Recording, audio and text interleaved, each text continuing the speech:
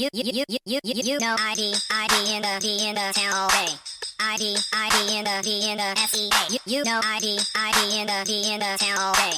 ID in the SEA. Hello and welcome to episode 405 of the fabulous Peltoncast, sponsored by our friends at Pagliacci Pizza. I'm your co-host, Kevin Pelton, And I'm Tristan Carasino. and we're coming to you in separate locations this week. I'm in Seattle, Washington, home of the four-time WNBA champion Storm. And I'm coming to you from Renton, Washington, home of the Super Bowl 48 champions, whose offices reside on 405. This week's episode from, I don't want to call it the 405. We're not in California. But when you are on 405, just past the curve, you could see that beautiful 12. I cannot believe it. We reached this episode. You didn't even imagine it would happen. You didn't even consider it. I really didn't even think about it until I wrote down episode 405. Now the funny thing is that this is the first East Side edition, but the second East Side edition we don't have to wait very long. We have talked about the 253 back in the day. It doesn't feel like 3 years ago. I guess it must have been the 253 episode, but the 425 episode is coming up before too long. And the 509 episode right after that. Oh, the 509 episode. We're going to have to bring on the famous cousin Katie as a special guest there for we that go. one. Hello. So, you know what's funny? I don't know if we remember the 169 episode, but to me, it's hilarious when you're a kid and distances are so different than when you're an adult. Right? Maybe you told the story on episode 169. I know you've told it on the podcast before. But just going to the Italian picnic in Maple Valley, right? That was the longest drive of our entire lives. And the same to me, any time that I drove on the 405 freeway, I was going somewhere far away. Right? Even Renton, to us as kids from Boulevard Park, the city of Renton was like a long distance that we were traveling. If we weren't going to SeaTac or Burien or Seattle, it was a journey, right? It was a voyage. We had to pack luggage to go anywhere that wasn't one of those two. So you know what I was reminiscing about the other day, though? That why was Coolon our park of choice? That was what Jan always took us to, not Elkai, which actually probably wasn't all that much closer to us, but is now that'd be if you're going to a beach, you're going to Elkai. You're not going to. I think it's because Jan went there as a kid. Did she? To Coolon? There were stories of the But that definitely was our first exposure to 405. I remember Mom always saying that we needed to leave Coolon early, and we'd be so upset, but we had to beat the Boeing traffic home. I mean, she wasn't wrong. She was ahead of the curve. It's so hilarious that all that time to me, I was like 405. Hardly know ye. Now to drive on the 405, literally whenever I basically have to go anywhere or whatever. It's wild how you can grow up. Life okay comes at you fast. Okay, so there is Lake Meridian Park. This is how different times were. Lake Meridian Beach, right? I drive by there pretty often. Jan, our grandparents' generation, they would go and stay there for the entire month of August at Lake Meridian Beach. Are you aware of this? This is where the Italians would go. And the moms and the kids, right? Because incomes used to be able to, one income, just a working class job, support an entire family in these days. That's how long ago this was. With 10 to 15 children. They would, no, literally, they were Catholics. We actually come from a shockingly small Catholic family on Mom's side. Dad's side was a slightly different story. They would go to Lake Meridian Park, get a house, and stay there for the entire month of August. And then the men would come there on the weekend. Jan was telling us about this. We were driving over there.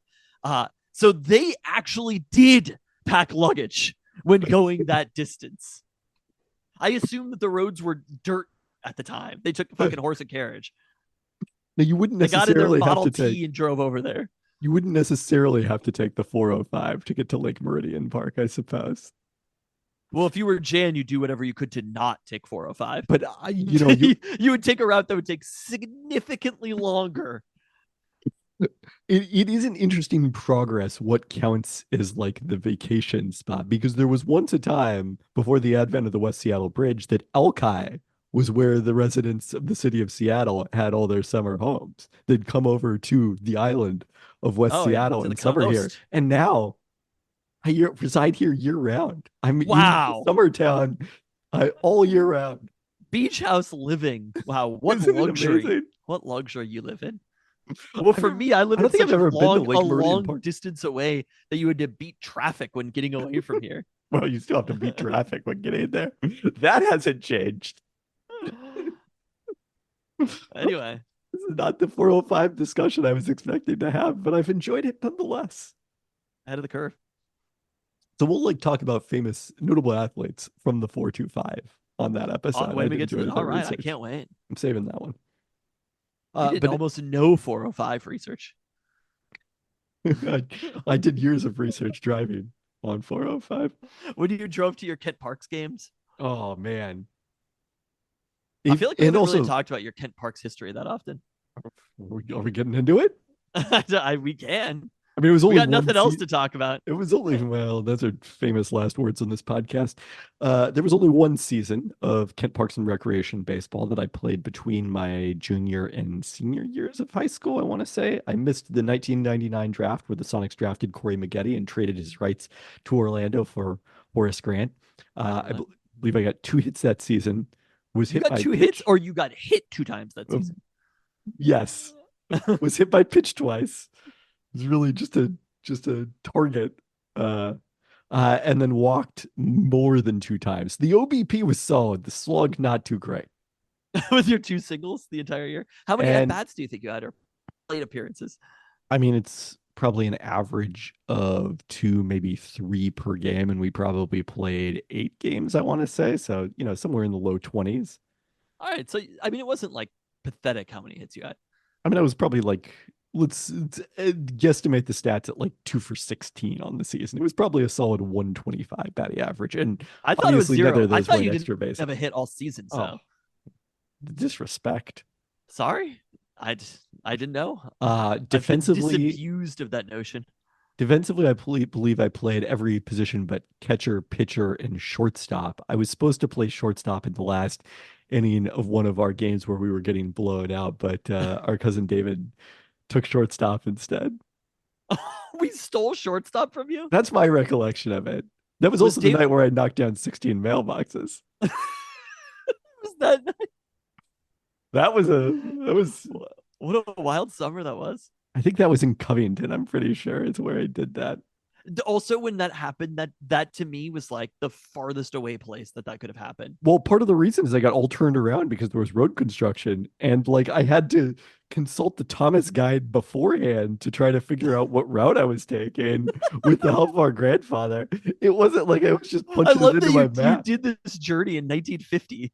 You consulted the Thomas guide. Oh, 100%. I would check out the Oh my Thomas guide. God. I mean, I think have I told you this that so our grandmother on our dad's side kept a diary for like basically her entire adult life. And one of the things that I found quite amazing that was in there is like all the time she would drive to some place the day before she had to go there in case she got lost so that like then she would know how to get there when she actually needed to. Which is something I did Life do was once in my really life. hard in those days. I did do that for my senior prom. I Where drove was to the the prom place earlier. It was not for the prom. It was for the dinner, which was at not Maggie Bluffs. It's the fancy restaurant that's there in Magnolia. Oh, I've forgotten the name now. But it still exists. This is very compelling. Palisade is the fancy restaurant that is right next to You Maggie drove Bluffs. all the way to Magnolia and back? Yeah. Oh my God. Also a voyage. And then like eventually that's my daily commute. Within 10 years, that was my daily commute. So I don't know if the listener is enjoying this particular trip down memory lane, but here we are. Anything else on the Kent Parks I season? Oh no, it was so funny because I brought it up this last weekend we were talking about how basically like select baseball has replaced Little League baseball or whatever. I think Mhm. Malcolm Gladwell mentioned that when he was talking about Little League sports. And I was like, where does Kent Parks fit into all of this?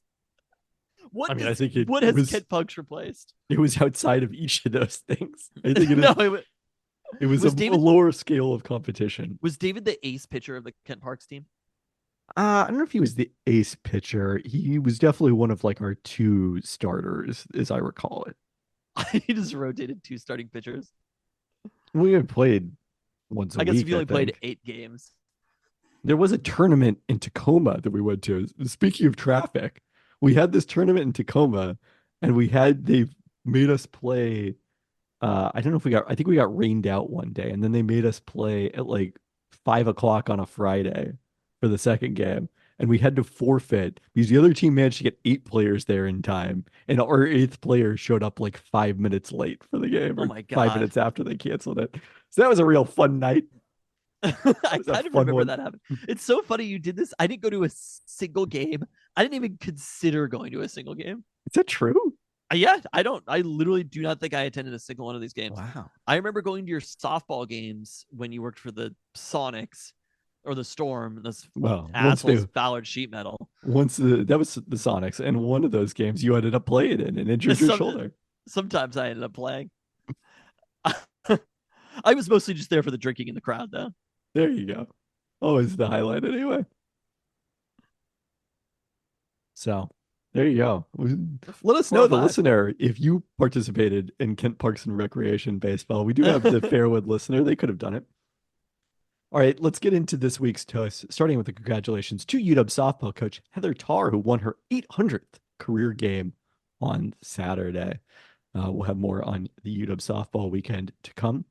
Congrats to the Storm's Jade Melbourne, Mercedes Russell, and Sammy Whitcomb, all of whom made the all WNBL teams announced last weekend. Melbourne and Russell were part of the first team, with a Whitcomb on the second team. We're supposed to overpronounce this. I know, but it's when you're reading it, it's so hard. Is it? It's if I'm like talking, I can be conscious of it, but when I'm reading, it's a totally different thing. And I'm about to mispronounce some other things later in this pod. I guarantee it. Can't wait. Farewell to Seahawks legend, lastly this week, Mike Davis, who announced his retirement after 8 NFL seasons. Nailed it. Nailed the pronunciation. Thanks. Davis spent 2017 and 2018 with the Seahawks, starting 8 games, finishing second on the team with 514 yards and 2 touchdowns in 2018. Love Mike Davis. My name's Mike D, and I get respect. Also I remember when he signed with the started... Falcons, and somebody was like, fantasy sleeper, Mike Davis. And I was just like, hell yeah, he's a fantasy sleeper. They were like, he's going to lead the league in rushing or whatever. And I was like, easily, confidently, Mike Davis. I mean, he did have a pretty monster fantasy season in Carolina after they traded McCaffrey, right? Or was he just I guess McCaffrey was just injured that season. I don't know. I don't think it was after they traded him. That was, yeah, I guess not. That was the team that beat the Seahawks like 2 years ago.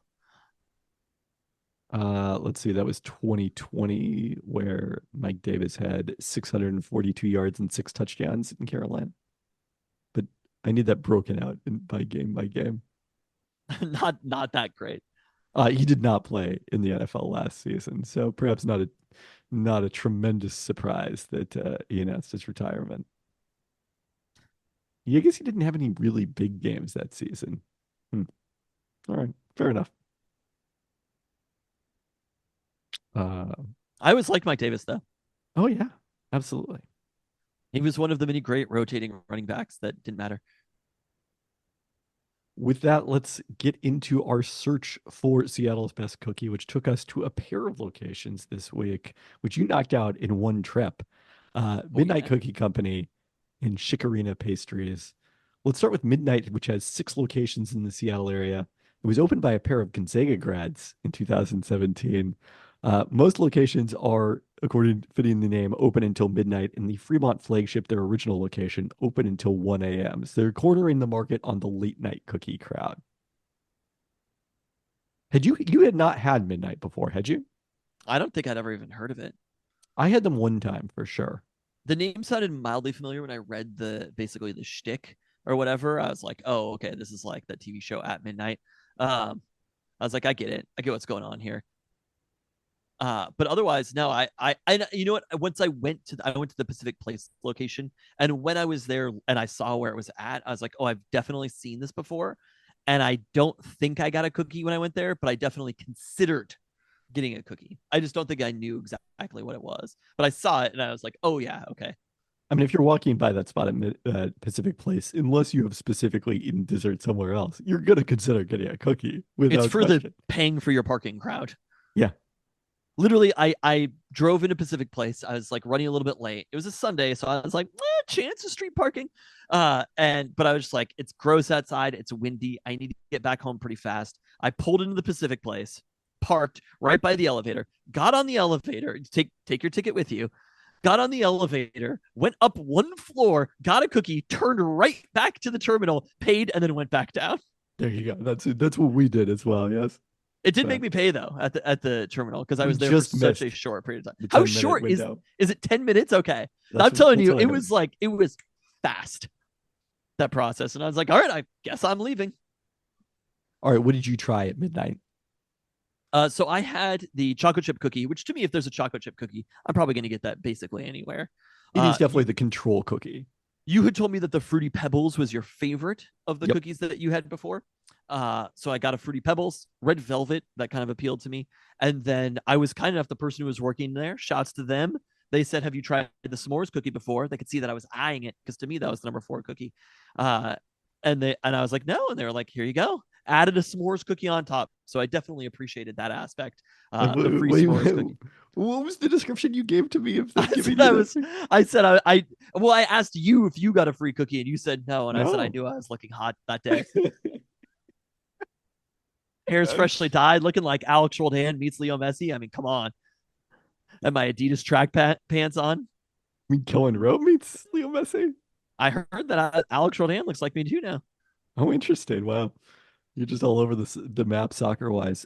So Megan Rapinoe sometimes also. I had 3 of those 4 cookies, depending on what color your hair is now. 3 of those 4 cookies, all but the red velvet. So what was your takeaway? You know, I wanted to have the Chikorina and Midnight because I think it's really nice having these cookies with basically like an instant comparison to be like, what is better? And I'm excited to talk about Chikorina. So it's almost hard for me to talk about each without going into each of them. Can we talk about both the locations? Go into Chikorina then? Let's talk about both. Let's give the background on both the locations, then get into the cookies. Makes sense.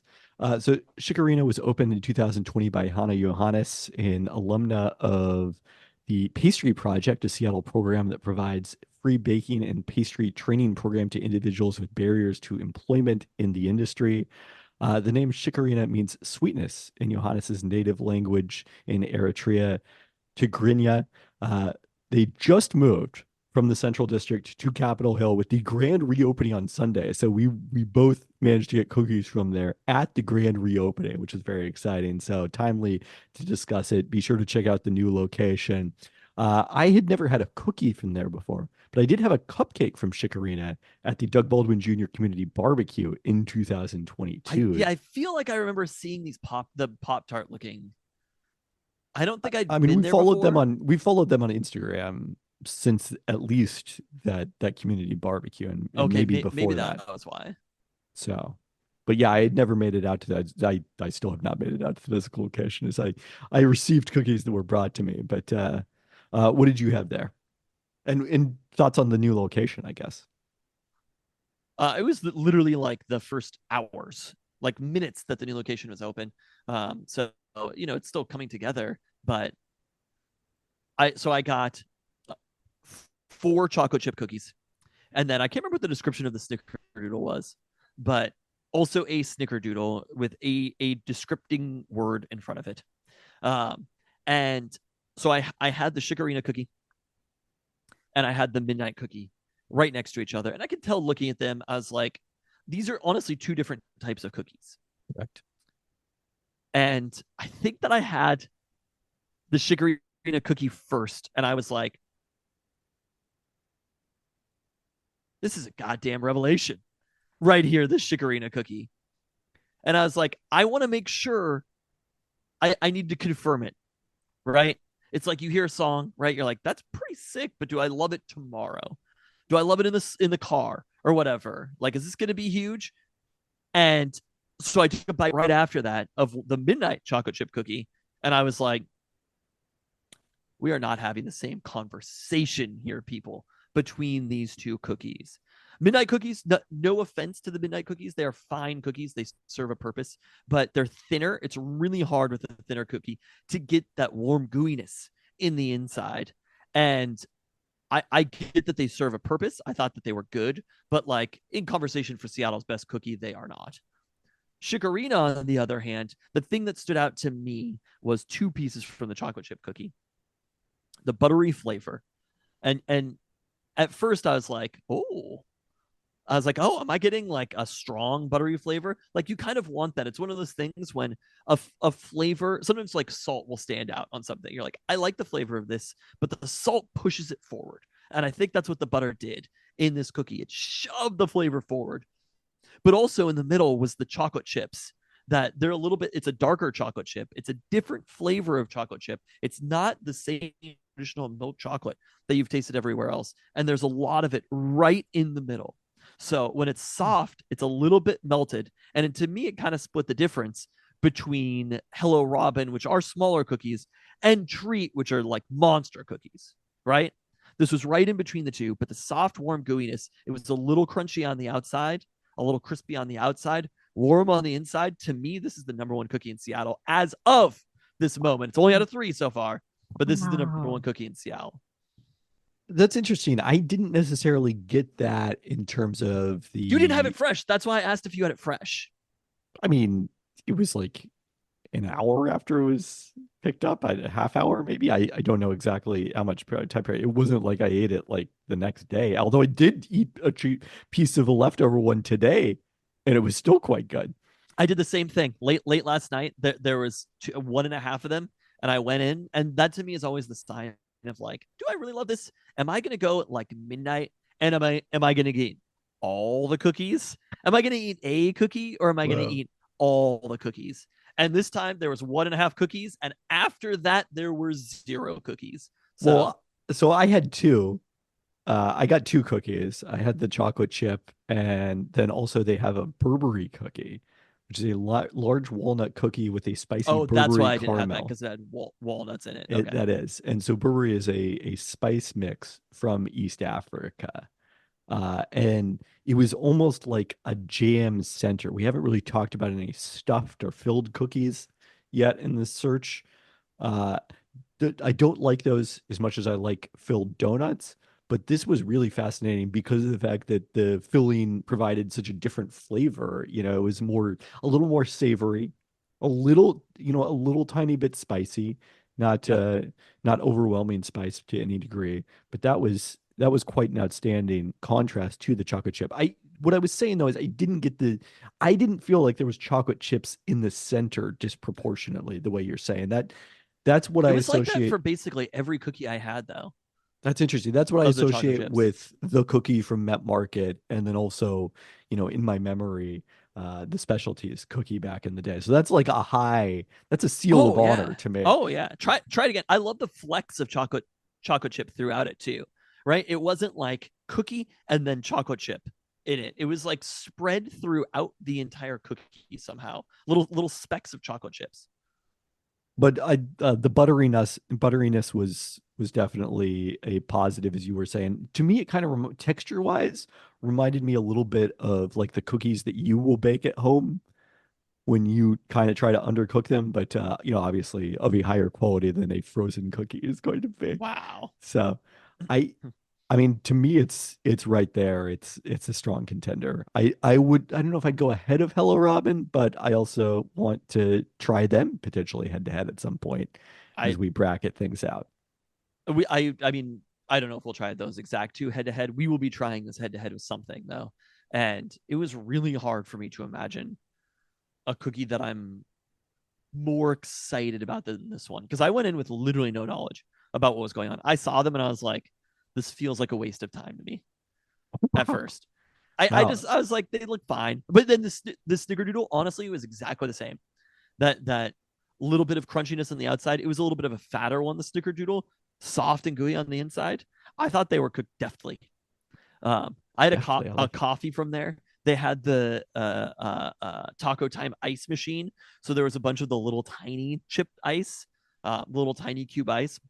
Thought that was great. Also, I mean, that's the interesting thing about this is you mentioned the Pop Tarts that are very Instagrammable. I didn't really associate Chikorita with cookies. They were not on the list last week that I mentioned, and it was only when I saw the grand reopening and went to go check out the menu that I was like, "Hey, we definitely need to add this to the list." So, like, you know, they're more than a cookie company, but they're still making outstanding cookies, and that's a very very exciting thing to say. I mean, I hope things are going well for them at that new location. I'm going to be back there on Wednesday for Numo's 20th anniversary party. Which are you going to that, by the way? I was not invited until just Oh, now. you're invited. There you are. Done. Okay. Yeah. We'll follow up on that one offline. Maybe you could drive Jan for me. Actually, that'd be great. Okay. Okay. We Uh, can do the logistics offline. but I'll give. Unless we want to talk about driving on 405. No, there's hopefully there should be any 405 driving to it. It will be for you. There might be. You know me. I always love to drive through the west side though. I can't.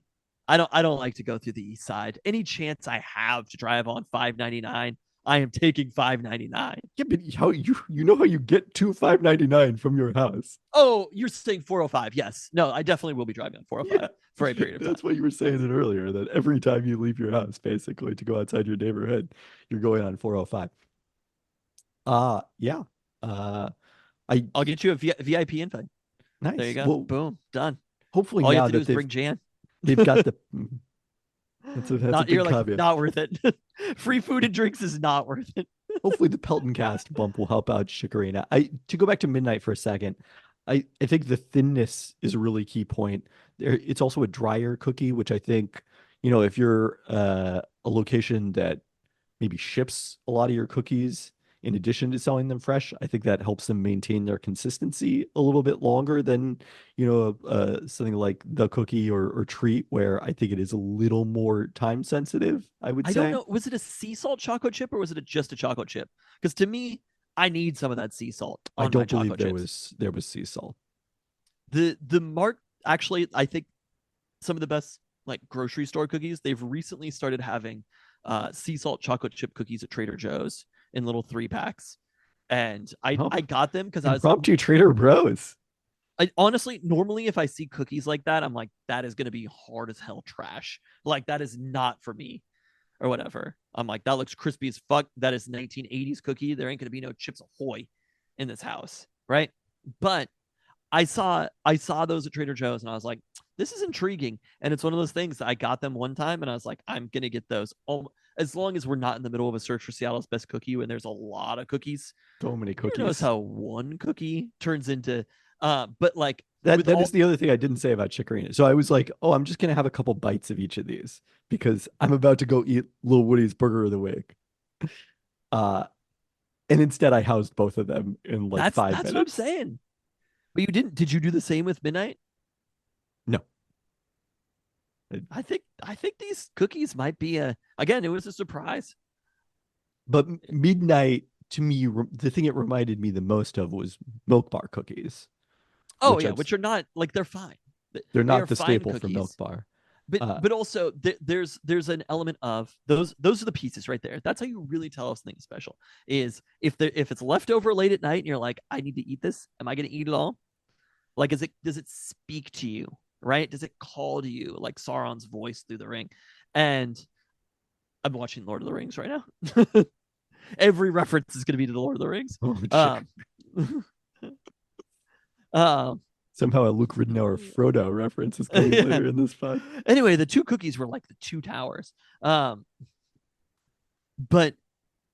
it does it call to you when it's there? If you start it, are you going to be able to stop eating it? Right? Yeah.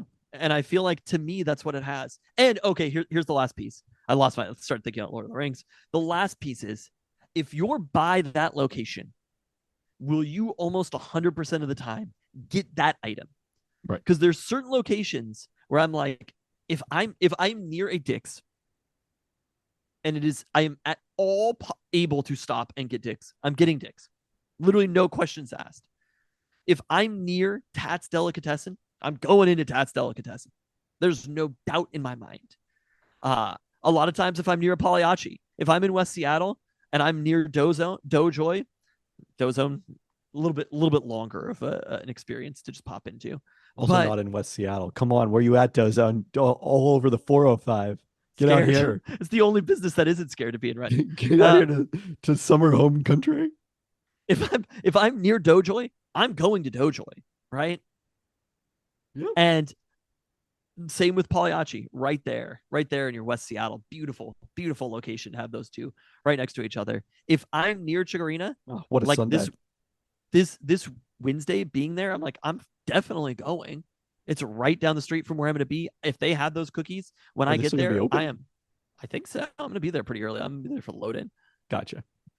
All right, well, you're going to be coming later with Jan. But like, I'm going to go there. And for the midnight cookies, if I'm paying for my parking at Pacific Place, I literally cannot imagine a situation. Updated hours. Google says closed Wednesday, although I feel like the website said not open again until Wednesday. So TBD on that one. Well, I'll walk over either way. It doesn't change my plans. But if I'm there at Pacific Place, I'm paying for parking. I'm not necessarily going to get a midnight cookie. Honestly, Hello Robin is right. It's right in between. I will say, I think Hello Robin is much closer to the every time to me. Yeah, you're probably right. I think Hello Robin is an every time. And treat. If I'm in Burien, if I'm going to go visit Dan the mechanic in Burien, I'm definitely going down the street to treat. Well, we'll be discussing that at some point. I don't know if we have anything specific we want to plan to get to. Do you feel that way about Met Market, though? Oh, yeah. If you're going into Met Market or if you'd go buy a Met Market? I mean, I go buy a Met Market a lot. I mean, I guess it's just because to some degree it depends how often you go by these places. Like if you were having a cookie from the Met Market every day, at some point it might become a health concern. Sure. I have definitely restricted. I don't love dicks any less. I'm not going there as often as I did back in my college days when I used to go there like every Friday on my way back from the Sonics offices. I suppose that's that can be a qualifier. If you don't like, I mean, Taco Time doesn't speak to me in that way. Taco Time is a place of convenience, but I'm trying to think of places that are near me that are like that. There really aren't any. The cheap chicken Monday. I'm there every time. Every Monday I'm there for cheap chicken. I don't get the cheap chicken, but I'm there. I'm just there for the sign. All right, well, real Fairwood, Washington Safeway heads know what's up. Shouts again to the Fairwood listener. I may be in search of some cookies in Boston this weekend when I'm there. Wow. That's always a fun part of traveling during the searches. We have this time of year where you go to Boston and I go to Austin in like a 3-week period. And then we get to go eat foreign food, foreign versions of what we're eating. That's pretty fun. I look forward to it. I'm also going to LA next week. But do they have any cookies in LA? We'll find out. TBD. Well, as I referenced earlier, Lil Woody's Seattle Burger Month, it concludes this week with the Nadia from Taylor Shaney of Yala, featuring a grilled halal beef kefta patty, tahini and lemon garlic aioli, pickled cucumbers, cabbage salad, and Yala's fermented hot sauce on a Ben's bread brioche bun. Which is a lot of bees. Real tongue twister there. My burger is named after my cooking mentor. The inspiration is from a famous street food called kefta arayes. Also in Egypt, it is called hawashi, and it is one of our favorites and our customers' favorites in our store. The accompaniments are a fun way to incorporate some of the amazing pickles and ferments in the Middle East, just like their purple cabbage salad, spicy cucumbers, and chili paste. The tahini tomb is just a fun way to mesh two of the most popular sauces that our customers and many Americans here have loved so much. When it comes to a burger, lots of pickles and spicy accompaniments make it the best for me. A good bun is important too, and I think we have that in Ben's bread. They make a delicious one. My cooking style is usually a lot of salt, acid, and heat. This burger represents all of those. Salt, acid, and heat. What more could you ask for? Fat. Sure. I think there'll be plenty of that though. So I'm excited to try this one. I posted on Instagram. I thought last week's for the pancita tostada crunch, I thought that was my number one so far. Wow. Okay. I was a little wary when I realized that they had ketchup on there with a tostada, which seemed like a strange mix. But you know what? Damn if it didn't work. All right. And I also enjoyed more than I expected. Pickled jalapenos were quite delicious. Whoa! Yeah. ESPN senior writer Kevin Pelton enjoyed a pickled thing? I know. It's a first time for everything. The times they are a changing. You told me earlier you've been going to Trader Joe's more often. I have. You liked a pickled thing? Wow. I'm still not going to eat the pickles in this week. Wait, really? The classic standard pickled cucumbers. I liked the pickled jalapenos. I still don't like cucumber in any forms. And you don't like cucumber in any form? Absolutely not. Oh. Did I complain to you about this like 2 weeks ago? Did we have this exact conversation? Not cucumber specifically, but Just probably pickled thing. Pickled things, but I feel like you've gone too far. Cucumbers are they're so wet. That's exactly what I said. I don't They're recall you delicious. saying that phrase. They're flavorless and so fresh. I can't even check the AI transcript. In like 2 years, you're going to be talking about how great pickled things are. I know exactly how this works. I don't know if I'm going to get there on that one. I don't know about that one. Well, it is so funny how this search. I love doing these searches. The spring dessert search is such an essential part of it the has podcast. to be a dessert. Okay, fine, but the spring search, I feel so invigorated by it. You do. We're learning things. To me, the chicken search. When we learned, I couldn't have told you that I love chicken thighs, and all of a sudden, I'm like, but the thing about loving the chicken thigh is nobody else loves chicken thighs. It's like, I think some other people love chicken thighs. Other people do, but you have to be like, it's like the next level of liking fried chicken. Most everybody else is the legs, wings, breast. I feel like the most popular. Well, there's a reason you have to special request it at our number one chicken place. Quick Pack Food Mart. It's kind of wild though, right? Like after that search, I didn't know that I liked cookies before the search. My palate's only going to develop so much on cookies. I've done a lot of searching, including part of an abandoned search on the Peltoncast, but we're not going to abandon this one, and we're also not going to abandon our next segment, which is Coach's Corner. I really wish I had a Coach's Corner this week, but it was such a workman-like Spurs domination that we had this weekend. Wow. And yeah, no, I honestly, it was happening. Literally, it actually felt like as close to a professional game as you can have with first graders. And we just showed up. We were polished, on point. They passed the ball. Got ejected? No ejections, no behavior issues at all. We showed up. We dominated the game. I was able to bring in. I changed the lineups. This is how close to a professional game it was. We were up by enough points. Again, they don't keep score, but we knew that we were up by enough points that I was able to, for the fourth quarter, be like, I'm gonna play some kids extra quarters that don't play that often in this fourth quarter. So it was great. We are a freaking well-oiled machine. I'm out there. There were some moments that the kids were passing the ball around where I was like, hot damn if that doesn't look like basketball. Nice. Yeah, they were throwing bounce passes. I was shocked. And when we play these other teams, they're always trying to lob the ball over everybody. And the number one thing that I hate is when kids just throw it up and try to get it over every child. And I'm like, the chances of that pass being completed are 1 in 1,000. Every time those passes are thrown, I'm like, we have to steal these passes, because that's the only time you could get a steal in first grade basketball. We have a lot of kids who are aggressive to steal those passes, and we stole like 60% of them. There you go. So, how many games do you have left? Probably. Let me look at the calendar here. I think 2. No, more than that. Okay, Because I still haven't made it out to a game 3. yet. And I'm There's still 3 hoping games. to. I think this weekend is probably. I'm missing the last game because I'm going to be in Texas. Well, I'm not going to be in Seattle this weekend, so I will not be at that. Well, there you go. March 9th is the date. Okay. All right, let's get into the roundup, starting with the Mariners, who are playing games in spring training. Spring is coming. They drew. And what a beautiful spring day it was in Seattle today.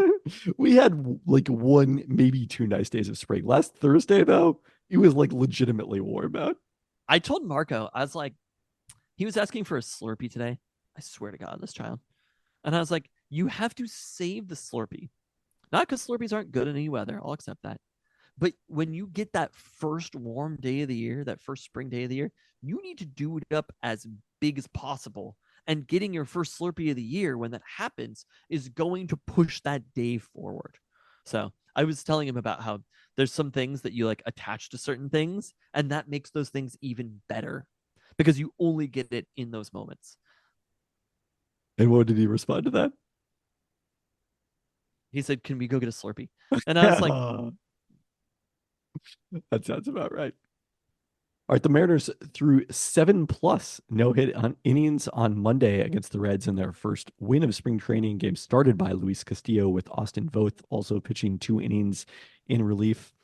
Julio Rodriguez has yet to play due to inflammation on the back of his left hand and not swinging a bat. Scott Service told reporters on Monday that he expects Julio back in the lineup later this week or by the weekend. Gregory Santos was cleared to begin his throwing progression starting Tuesday. No update from Service on Matt Brash, who felt soreness after last Tuesday's bullpen session and was shut down. Seattle Kraken beat Vancouver 5-2. Wait, did you mention Austin Voth? Yeah. Shouts to Kentwood High School. Not quite the 405, but close enough. He definitely drove on the 405. Yeah. Yeah. Sorry. I didn't get my shouts to Kentwood High School in. Yeah. Seattle Kraken beat Vancouver 5-2 in an impressive performance on Thursday, then lost by the same scoreline in Minnesota, the most goals they've allowed since January 16th, with Chris Drieger getting pulled for the first time as a starter. Philip Grubauer then started again Monday against Boston as the Kraken won via shootout, with Gruby stopping all 3 penalties against him and Kyler Yamamoto netting the lone shootout goal. Homestand extends to Thursday against Pittsburgh, Saturday against Edmonton, before the Kraken head out on the road next week to face Calgary and Winnipeg. Seattle Sounders opened the season last Saturday at LAFC, and they did so shorthanded without midfielders Joao Paulo and Albert Rusnak, defender Guymar Gomez Andrade, and goalkeeper Stefan Fry. Without Rusnak, who suffered an ankle injury in training just before the team left, they shifted to a 4-4-2 with Raul Ruiz-Diaz starting up top alongside Jordan Morris. Gave up the opening goal just before halftime and a second in the 55th before making extensive changes, including Pedro de la Vega coming on to make his Sounders debut. He converted a penalty won by Morris in the 72nd to offer the Sounders a lifeline, but they could not find the equalizer in this one. But, a very difficult matchup at LAFC, probably the other best team in the Western Conference without 4 starters. A situation where even scratching out a draw would have been a tremendous outcome for the Sounders. They're back home Saturday to face Austin FC, which finished 12th in the West last season after a second-place finish in 2023. Austin lost 2-1 at home to Minnesota in their season opener. Moving along to the Huskies, softball lost 7-0 to number 8 Oklahoma State in the opener of the South Florida Showdown last weekend, dropping to 0-2 this season against teams from the state of Oklahoma, undefeated against teams from all 49 other states. Ruby Malin did not take the circle in that one as Lindsay Lopez started, allowing 3 runs in 4 1/3 innings before giving way to freshman Sydney Peters. Huskies managed just 2 hits in Oklahoma State faced only 1 more batter than the minimum. Huskies bounced back for a 2-1 win over host South Florida with Malin pitching, then easily swept Pitt and Loyola Chicago on Friday with Brooke Nelson no-hitting Loyola before finishing the weekend by run-ruling Yale on Saturday. Huskies headed back to the West Coast this week for the Jane Sanders Classic in Eugene. They'll face another future Big Ten foe in Maryland, as well as number 11 Florida State, plus a pair of games against Mount St. Mary's. UW women's basketball, a pair of wins last weekend against the Oregon schools, much needed. On Friday, they entered the fourth quarter tied with Oregon at 48, trailed with 6:54 left before going on an 11-2 run to take control. Lauren Schwartz had 17 to lead four Huskies in double figures. Then on Sunday's senior day, they took down a top 10 foe in Oregon State, which was playing a third consecutive game without star post player Reagan Beers. Elle Ladine was the standout of this one with 23 points on 8 of 13 shooting, one shy of her career high. The Huskies defense held the Beavers to 35% from the field. Lauren Schwartz was honored pregame along with Nia Lowry, who medically retired earlier this season. But the biggest win at home, certainly so far this season for UW. The Huskies closed the Pac-12 schedule at the Mountain Schools, both ranked in the top 20 and tied for fifth in the conference standings at 10-6. Number 13, Colorado hasn't lost to an unranked opponent all season. They beat LSU in the season opener, but Monday's matchup with number 8 UCLA was their fifth consecutive loss when facing a ranked opponent, including each of the last 4 games. Utah, by contrast, moving up after starting conference play 1-3. The Utes beat the Buffs by 1 at home in a thriller 2 weeks ago, then won at number 7 USC on Sunday. So are these? I mean, they're probably must-win games. Obviously, the victory over Oregon State is huge. Getting a win like that, the sweep this last weekend, getting things a little bit back on track for the Husky women. But is there any chance of an at-large bid right now? I think there's a chance. Yeah. I mean, they don't have to win the Pac-12 tournament to get in, but they definitely need one more win over a ranked opponent to just like get into the conversation on the bubble. So winning one of these would be huge. Winning both would be massive. Oh yeah, both would like completely change the season. But it's either one of these or, in the Pac-12 tournament, the way things set up right now, Huskies likely, if they lose both of these games, I think they are guaranteed to be the number 10 seed going into the Pac-12 tournament, and then they'd face Arizona in the first round, and you'd have to beat Arizona, which is currently another bubble team, uh, and then pull an upset in your second game as well, and then you have a chance. But I don't think it's necessarily that they have to win the Pac-12 tournament, but they need a couple more good wins. They might need 2 wins in the Pac-12 tournament unless they sweep this weekend.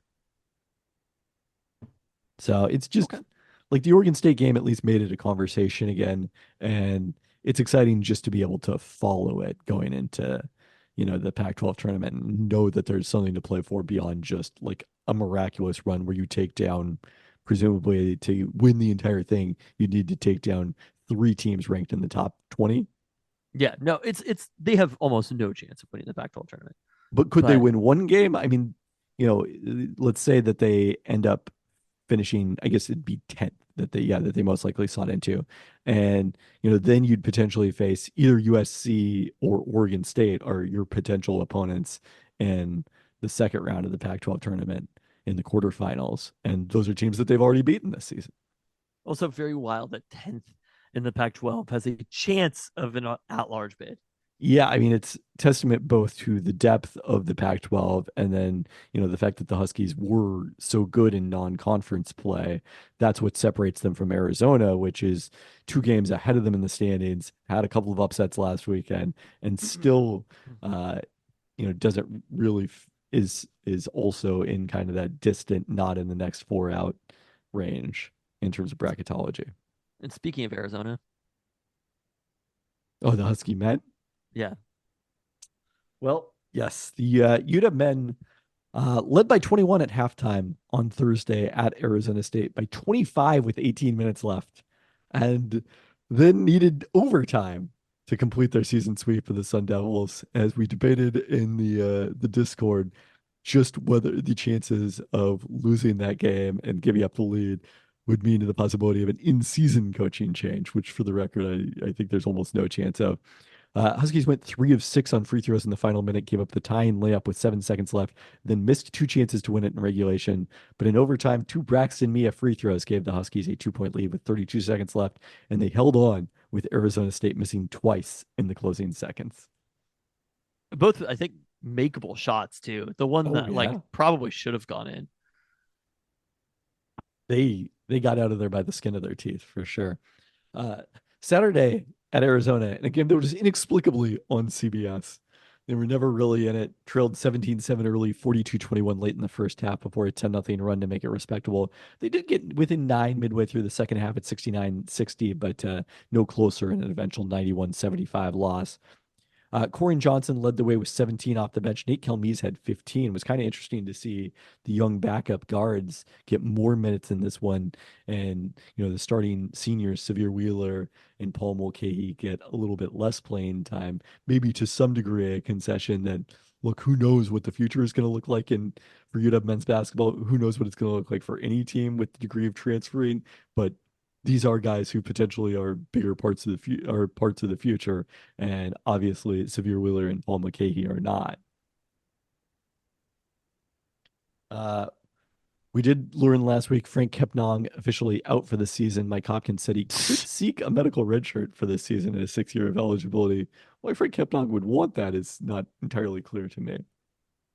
Maybe he was talking about Mike Hopkins. Huskies back at home to close out their home schedule against the LA schools this weekend. On Thursday, it's UCLA, who's righted the ship a bit after the 4-game losing streak early in conference play that concluded in a 46-point loss at Utah before the Bruins beat UW at home.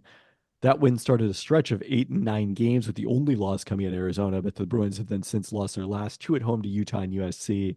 They are outstanding defensively, but last in the Pac-12 in points per possession. It's another national TV game, a Saturday matinee for senior day against USC, the only time these two teams will meet this season, at least during the regular season. 4 starters playing their last college home games: Keon Brooks Jr., Mulcahy, Severe Wheeler, Moses Wood. Trojans were expected to be Pac-12 contenders this season, but they started the year 18-3, have won 2 of their last 3, sandwiched around a double OT loss to Colorado. Guard Isaiah Collier, number 1 in our draft top 100 early in the season. Still a lottery prospect despite an injury-marred year where he shot just 31% on threes. Bronny James, who was cleared to return in December in one of the season's happier stories after suffering cardiac arrest during a summer workout, has started 6 games. He's shooting 27.5% beyond the arc. So this is not a strength for the Trojans. You know who my team is? USC? Nope. Whoever's playing Gonzaga? Not them. You said who you adopted, but then I immediately forgot it. In a twist of fate, it is the Washington State Cougars. Oh, that's right. Let's go, Cougs.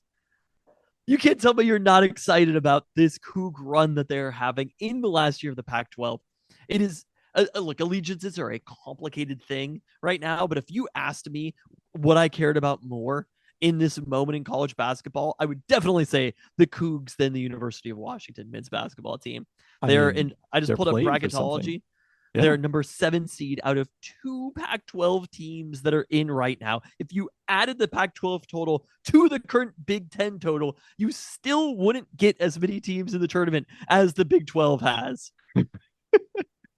And of course, one of those Pac-12 teams, neither of those Pac-12 teams are going to the One Big is 10. going to the Big 12. One is going to the Big 10. Well, and also the other one, presumably Mountain West, where they already have 6 teams in. Well, it is going where they're going next year. Where are they going next year? We've talked about this.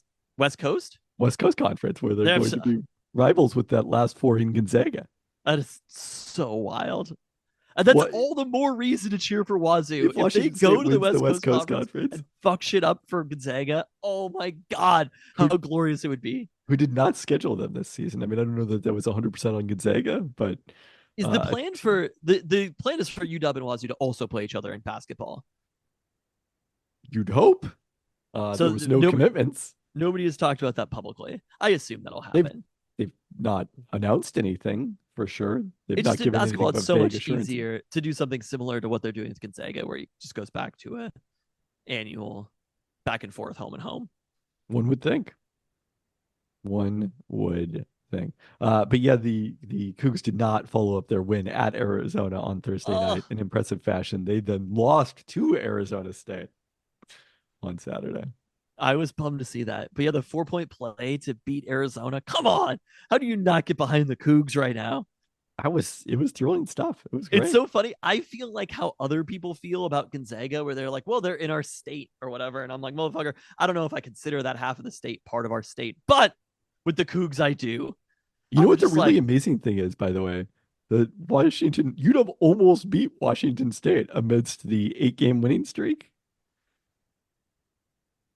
That was their great, closest game before the Arizona win was at Washington. cool. All right, we don't have anything on UW football this week. In kind of this quiet period before spring practice gets going, uh, and not a lot of transacting college football at the moment. We did get the official announce of EA Sports College Football 2024 or 25 or whatever, which is a huge deal for the likes of me, who's still carrying around a PlayStation 3 just for the sole purpose of playing NCAA Football 14. Bigger news for Baby Fantasy Genius. Maybe Babyist Fantasy Genius is very excited to play with Georgia, I'm sure. Oh, the entire crew. Yeah, so we're pretty excited about that one, but beyond that, not that much else. They said that players, did you see all the info about this? Players are getting $600 in a copy of the game to put Yeah. their name in it, which that seems kind of great for most players. Yeah. And I'm sure that there'll be players who don't do it, and long term that they will look back on it and just be like, fuck, I should have done that. We should, I suppose, talk about the combine, which is going on this week. A number of Huskies are there. Many Huskies there. Michael Penix Jr., Dylan Johnson, Jalen McMillan, Rome Odunze, who will be running the 40, and I think doing the drills. Jalen Polk, Devin Culp, Jack Westover, Troy Fautanu, Roger Rosengarten, fresh off his strong Senior Bowl, Braylon Trice, San Tupuola Fatui, Edifwan Ulafosio, Dom Hampton. All these players are leaving. Yeah, they're all leaving. Cool. We're gonna have a lot of players to follow in the draft. That'll be fun. That's the exciting part of this. The Seattle Seahawks converted Geno Smith's $9.6 million roster bonus due March 18th into a signing bonus, spreading the cap hit over the next 2 years and reducing his 2024 cap number by $4.8 million. That in conjunction with the cap coming in higher than expected, enough to get the Seahawks under the cap before the deadline to do so at the start of the new league year. Obviously, they'll still want to create more cap space to add players to the roster and be able to sign their draft picks and things of that nature. This is an interesting move. I don't think it necessarily rules out a trade for Geno Smith, because on the one hand, like, now he becomes even more attractive as a trade option to other teams because all they're paying him is that guaranteed salary for 2024. You know, he'd come in at a 12.7 million or whatever the number is hit for them, which would increase the kind of draft compensation you could potentially get in return. I still don't think that's a likely scenario. Like, this would increase the dead cap hit that accelerates to the Seahawks cap if they were to trade Geno Smith. I still think this is a sign that Geno's coming back next year. Like, while it might make it more enticing for another team, the interest would still have to be there going in. It's not like, well, we don't want Geno at this price or whatever, but we do at this price. If you're talking about a quarterback for 1 year versus a first round draft pick or something like that money is just not a big enough deal. You have to really believe in Geno or feel like you're really ready. I mean, I think we're plausibly talking about a day 2 draft pick at that price point. But we talked about the market with Ben Baldwin. Yeah, There's not a lot out there. I think this is a sign that Geno is coming back next year, and the Seahawks view Geno Smith as the starting quarterback. That seems like the most likely outcome. The Seahawks also finalized their coaching staff last Thursday. In addition to everyone we've discussed in the past, a couple of new position coaches. Defensive line coach Justin Hines, who spent the last 2 years as an assistant defensive line coach for the Bears, was in college ranks before that, rising to defensive coordinator and linebacker coach at Western Carolina. And notably, outside linebacker coach Chris Partridge, who was at Michigan last year and was fired mid-season amidst the investigation over the Wolverines stealing signs because he, quote, failed to abide by the university directive not to discuss an ongoing NCAA investigation with anyone associated with the Michigan football program or others, according to ESPN's Pete Thamel. I don't understand anything that you just said, but I side with Chris Partridge in that situation. So it wasn't like he wasn't fired because of his role in the actual scandal, but because of, attempts to handle the investigation. I think there was some additional reporting out there, but Partridge did not overlap with Mike Macdonald at Michigan. He was at that point elsewhere, but was there before Macdonald's 1 year in Ann Arbor and then returned last season to Michigan. So there you go. Cool. Probably the linchpin. That's the one. That's the difference-making coach. It's always the 21st coach that makes a difference. I think the Seahawks are missing something on their staff. Correct me if I'm wrong here. That I think is actually pretty essential, particularly if they're going to be covered in Hard Knocks, which is former NFL players that you can look at and be like, oh, that's what that person's doing now. There are not that many of those on this current Seahawks staff. And if you have that many coaches, I feel like you want to fill it with some former NFL players, like kind of a lot of former NFL players, so that when you see them, you have a little bit of name recognition and history. Yeah, it's definitely not going to be the Lions season where so many guys like that. So how many Seahawks coaches did play in the NFL? There's also degrees of playing in the NFL, not just playing. You have to be agree. like, oh, I recognize that guy. Frisman Jackson, played in the NFL. We recognize him, but it's still not that famous a name. Nick Perry was like on practice squads, maybe. Nick Perry? Yeah. Not the Packers linebacker? No, the defensive back from Alabama. Okay.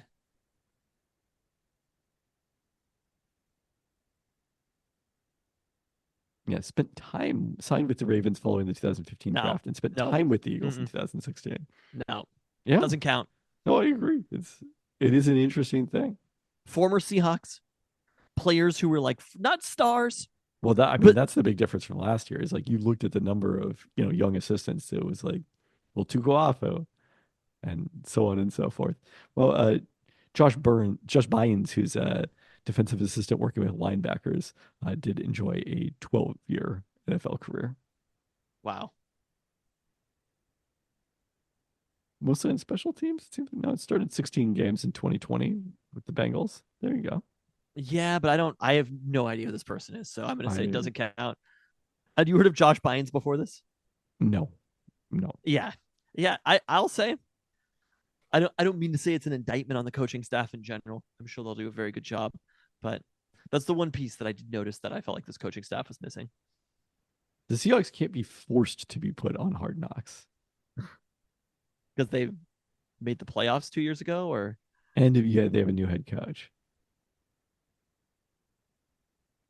So that's also the rule. In season Hard Knocks, also you're exempt if you have a new head coach. So unless Mike Macdonald really wants to be on TV, the Seahawks will not be on Hard Knocks this season. Maybe they'll build up some of those coaches for next year. Maybe this offseason. They'll go out and get some of those coaches that we need to be on Hard Knocks the following season. And the producers will come to them with a list.